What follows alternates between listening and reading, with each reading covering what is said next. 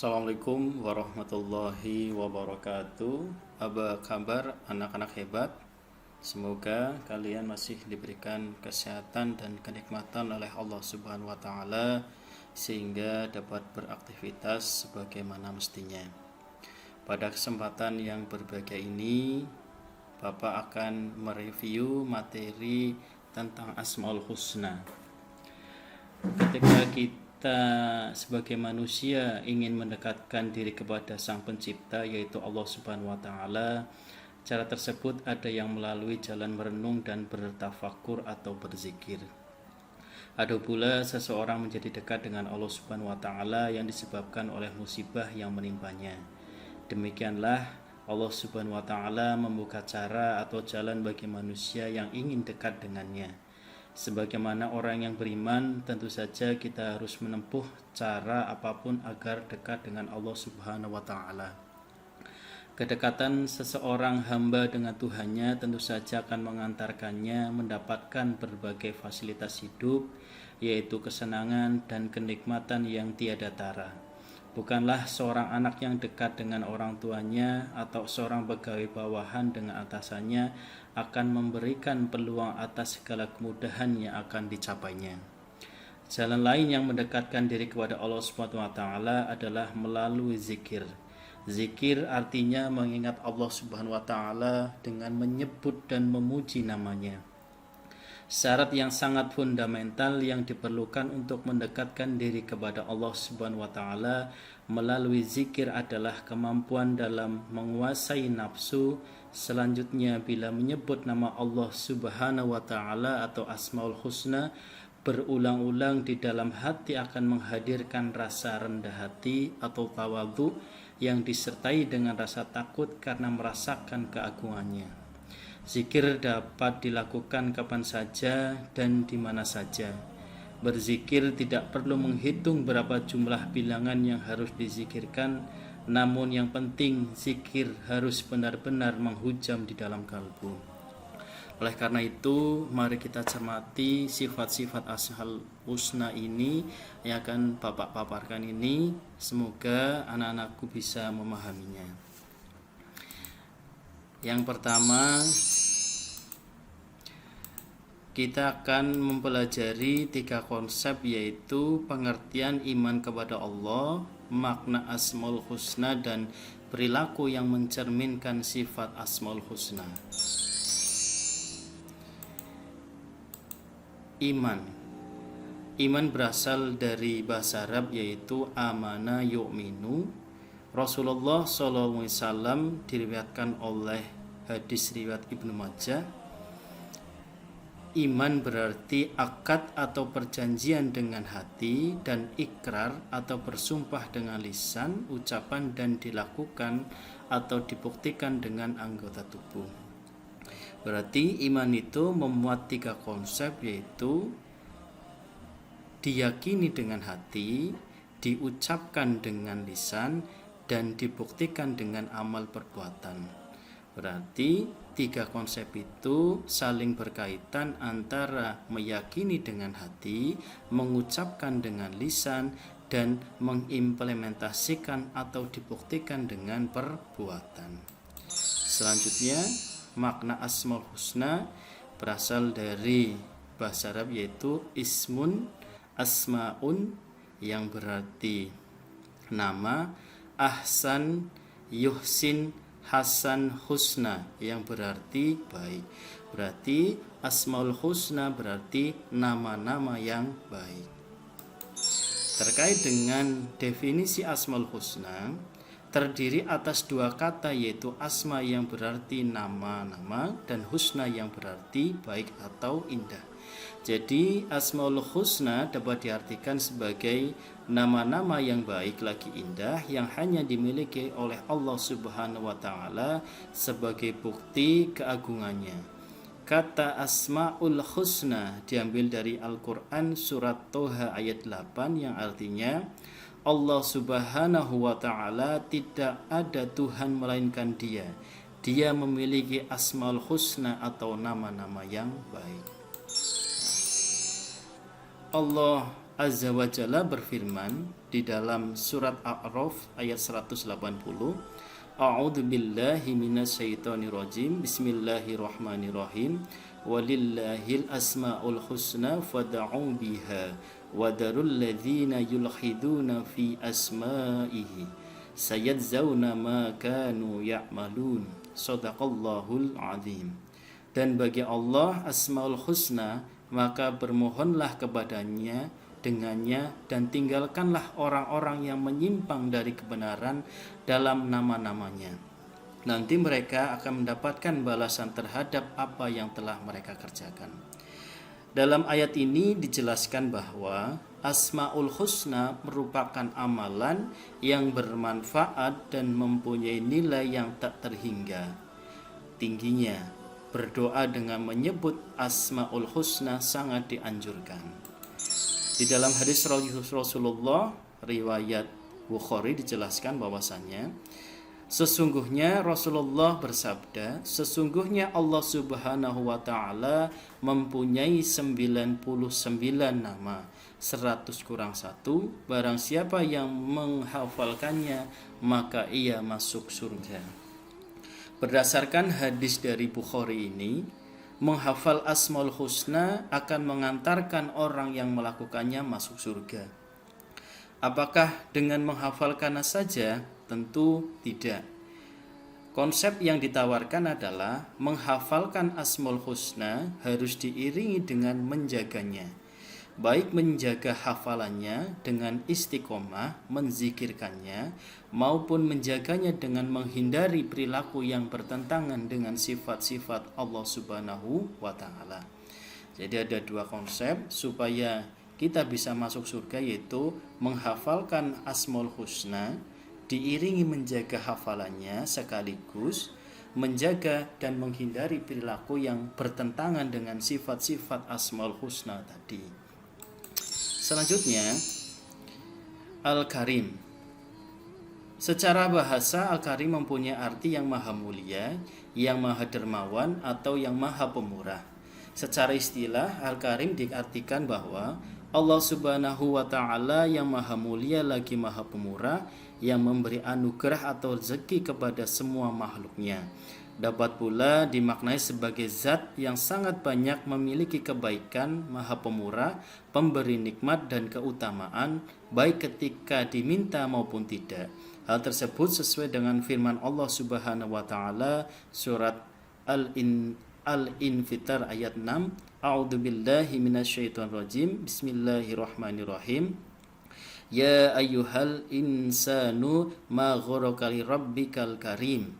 Hai manusia, apakah yang telah memberdayakanmu sehingga Tuhan yang maha pemurah?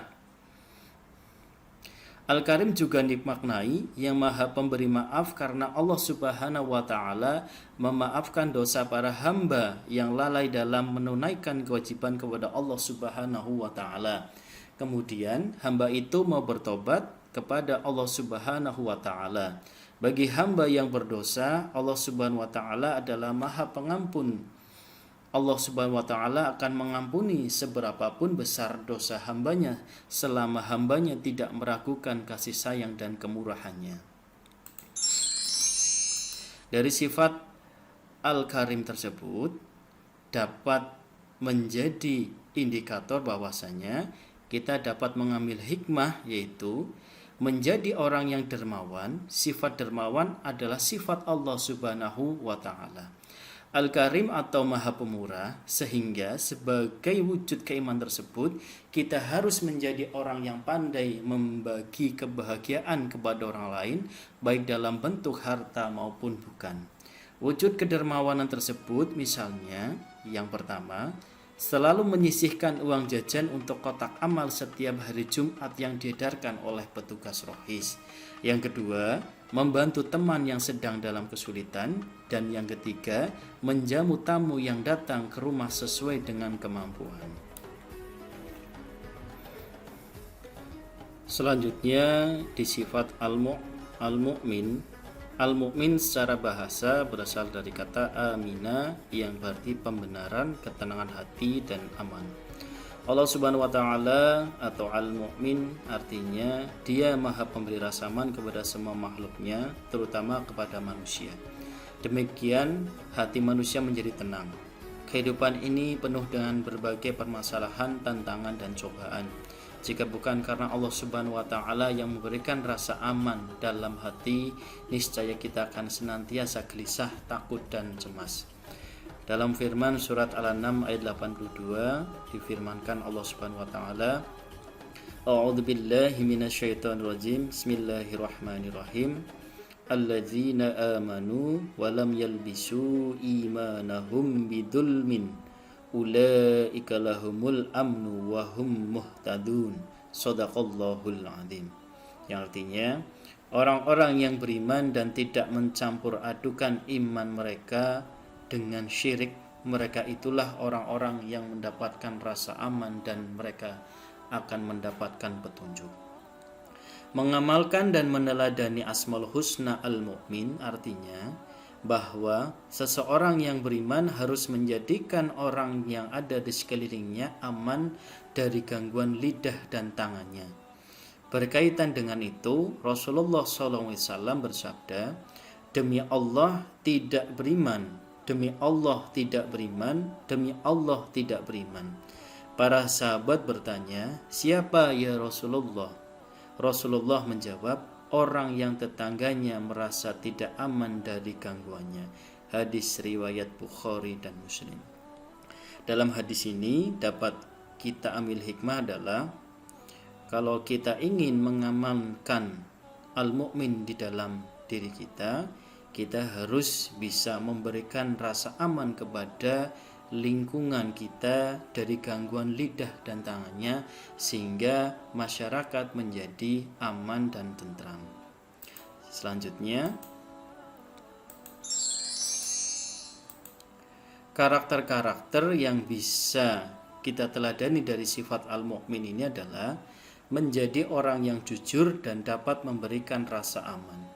Wujud dari meneladani sifat Allah Subhanahu wa taala Al-Mu'min ini yang pertama, menolong teman atau orang lain yang sedang dalam bahaya atau ketakutan. Yang kedua, menyingkirkan duri, paku atau benda lain yang ada di jalan yang dapat membahayakan pengguna jalan. Dan yang ketiga, membantu orang tua atau anak-anak yang salah yang akan menyeberangi jalan raya. Selanjutnya yang ketiga adalah al-wakil atau yang maha memelihara. Kata al-wakil mengandung arti maha mewakili atau pemelihara. Al-wakil yang maha mewakili atau pemelihara yaitu Allah Subhanahu wa taala yang memelihara dan mengurusi segala kebutuhan makhluknya, baik itu dalam urusan duniawi maupun urusan akhirat. Dia menyelesaikan segala sesuatu yang diserahkan hambanya tanpa membiarkan apapun terbengkalai.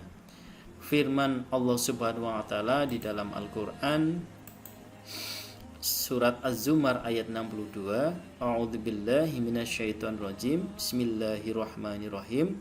Allahu khaliqu kulla syai'in wa huwa ala kulli syai'in wakil. Shadaqallahul azim. Allah Subhanahu wa taala pencipta segala sesuatu dan Dia Maha pemelihara atas segala sesuatu. Dengan demikian, orang yang mempercayakan segala urusan kepada Allah Subhanahu wa taala akan memiliki kepastian bahwa semua akan diselesaikan dengan sebaik-baiknya. Hal itu hanya dapat dilakukan oleh hamba yang mengetahui bahwa Allah Subhanahu wa taala yang Maha Kuasa, Maha Pengasih adalah satu-satunya yang dapat dipercaya oleh para hambanya. Seseorang yang melakukan urusan dengan sebaik-baiknya dan kemudian akan menyerahkan segala urusan kepada Allah Subhanahu wa taala untuk menentukan karunia-Nya. Oleh karena itu, dapat kita pahami bahwasannya al-wakil itu adalah senantiasa bertawakal kepada Allah Subhanahu wa taala. Berarti wujud dari tawakal itu adalah yang pertama, menjadi pribadi yang mandiri, melakukan pekerjaan tanpa harus merepotkan orang lain.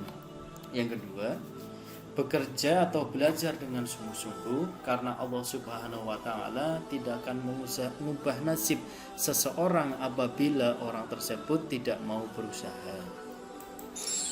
Selanjutnya, Asmaul Husna Al-Matin atau Maha Kokoh.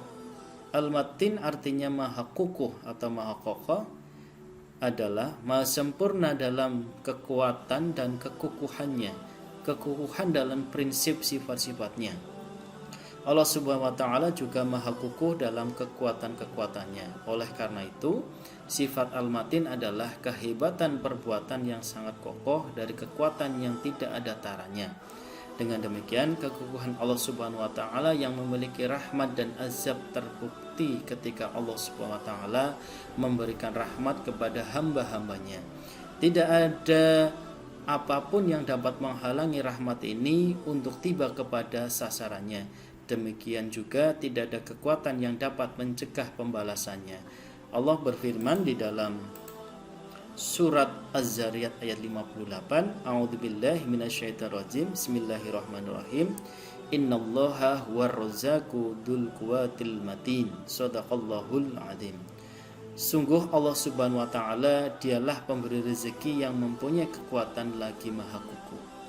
Dengan demikian, akhlak kita terhadap sifat Al-Matin adalah dengan beristiqomah atau meneguhkan pendirian kita, beribadah dengan kesungguhan hati, tidak tergoyahkan oleh bisikan menyesatkan, terus berusaha dan tidak putus asa, serta bekerja sama dengan orang lain sehingga menjadi lebih kuat.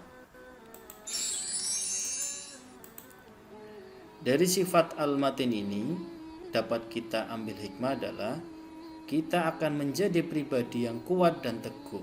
Pendirian. Perwujudan meneladani dari sifat Allah Al-Matin dapat berupa, yang pertama, tidak mudah terpengaruh oleh rayuan atau ajakan orang lain untuk melakukan perbuatan tercela. Yang kedua, kuat dan sabar dalam menghadapi setiap ujian dan cobaan yang dihadapi. Selanjutnya, Al-Jami atau yang maha mengumpulkan. Al-Jami secara bahasa artinya adalah yang maha mengumpulkan atau menghimpun, yaitu bahwa Allah Subhanahu wa taala maha mengumpulkan atau menghimpun segala sesuatu yang tersebar atau terserak. Allah Subhanahu wa taala maha mengumpulkan apa yang dikehendakinya dan dimanapun Allah Subhanahu wa taala berkehendak. Perhimpunan ini ada berbagai macam bentuknya. Di antaranya adalah mengumpulkan seluruh makhluk yang beraneka ragam termasuk manusia dan lain-lainnya di permukaan bumi ini, dan kemudian mengumpulkan mereka di padang mahsyar pada hari kiamat. Allah Subhanahu wa taala berfirman di dalam surat Al-Imran ayat 9, A'udzubillahi minasyaitonirrajim. Bismillahirrahmanirrahim. Rabbana innaka jami'un nasi liyaumil la raiba fihi. Innallaha la yukhliful mi'ad. Shadaqallahul adzim. Ya Tuhan kami, sesungguhnya Engkau mengumpulkan manusia untuk menerima pembalasan pada hari yang tak ada keraguan padanya. Sesungguhnya Allah Subhanahu wa taala tidak menyalahi janji. Allah Subhanahu wa taala akan menghimpun manusia di akhirat kelak sama dengan orang-orang yang satu golongan di dunia. Hal ini dapat dijadikan sebagai barometer kepada siapa kita berkumpul di dunia ini. Itulah yang akan menjadi teman kita di akhirat. Walaupun kita berjauhan secara fisik, akan tetapi hati kita terhimpun di akhirat kelak, kita akan terhimpun dengan mereka. Begitupun sebaliknya, walaupun kita berdekatan secara fisik, akan tetapi hati kita jauh, maka kita juga akan berkumpul dengan mereka. Dalam sifat Al-Jami ini dapat menjadi karakter pemimpin. Wujudnya adalah yang pertama, mempersatukan orang-orang yang sedang berselisih. Yang kedua, rajin melaksanakan sholat berjamaah. Dan yang ketiga adalah hidup bermanfaat agar tidak memberikan manfaat kepada orang lain. Yang selanjutnya adalah al-adl atau yang maha adil. Al-adil artinya maha adil. Keadilan Allah Subhanahu wa taala bersifat mutlak, tidak dipengaruhi oleh apapun dan oleh siapapun. Keadilan Allah Subhanahu wa taala juga didasari dengan ilmu Allah Subhanahu wa taala yang maha luas. Dengan demikian tidak mungkin keputusan Allah itu salah. Allah berfirman di dalam surat Al-An'am ayat 115, A'udzu billahi minasyaitonir rajim. Bismillahirrahmanirrahim. Wa tammat kalimatu rabbika sidqan wa adla la mubaddila likalimatih wa huwas samiul alim. Shadaqallahul azim.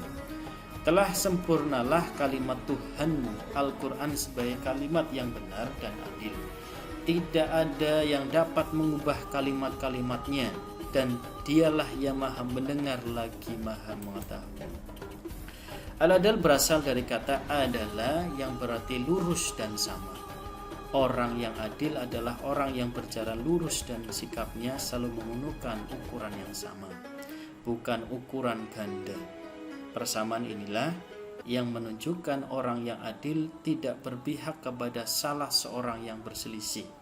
Adil juga dimaknai sebagai penempatan sesuatu pada tempat yang semestinya.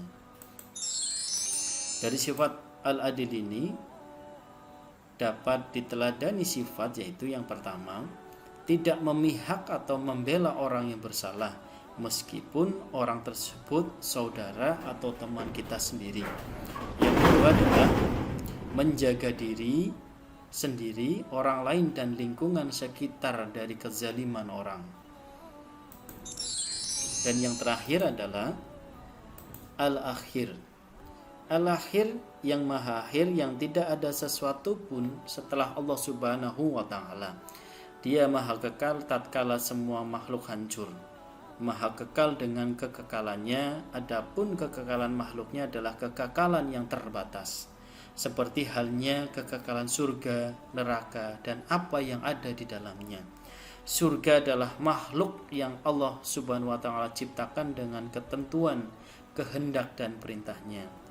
Nama ini disebutkan di dalam firman surat Al-Hadid ayat 3. A'udzu billahi minasyaitonir rajim. Bismillahirrahmanirrahim. Huwa awwalu wal akhiru wal zahiru wal batin wa huwa bikulli syai'in alim. Dialah yang maha awal dan akhir, yang zahir dan batin. Dia maha mengetahui segala sesuatu. Allah Subhanahu wa taala berkehendak untuk menetapkan makhluk yang kekal dan tidak. Namun kekekalan makhluk itu tidak secara zat dan tabiat. Karena secara tabiat dan zat seluruh makhluk ciptaan Allah Subhanahu wa taala adalah fana, tidak kekal.